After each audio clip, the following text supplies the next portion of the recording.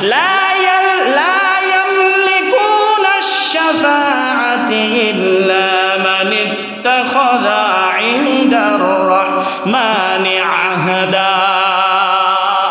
আল্লাহ রাব্বুল আলামিন বলবেন, আমি যেই মুজরিমকে আমি তাদেরকে জাহান্নামে নিক্ষেপ করব, ওদেরকে কে আছে লা ইয়ামলিকুনা শাফাআ, শাফাআত করার মতো কে আছে, কে ওদেরকে সুপারিশ করবে? কোনো কেউ সুপারিশ করতে পারবে না। আমার হুকুম ছাড়া কিয়ামতের ময়দানে কোনো কেউ সুপারিশ করতে পারবে না, ঠিক কি না?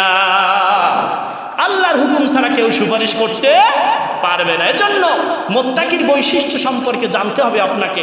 মুত্তাকি হওয়ার জন্য, মুত্তাকি কারা সে কথা পরে আসতেছি, আগে মুত্তাকিদের মর্যাদাটা কি সেটা জেনে নেই। প্রথম নাম্বার আমরা বুঝতে পারলাম, মুত্তাকি যারা হবে ওই ব্যক্তিগুলো আল্লাহর মেহমান হয়ে যাবে। আল্লাহর মেহমান ফেরেশতাদের ইস্তেকবাল দিতে দিতে আল্লাহ জান্নাতে পৌঁছায় দেবে। এরপরে আল্লাহ রাব্বুল আলামিন সূরা তালাকের শেষের দিকে আল্লাহ তাআলা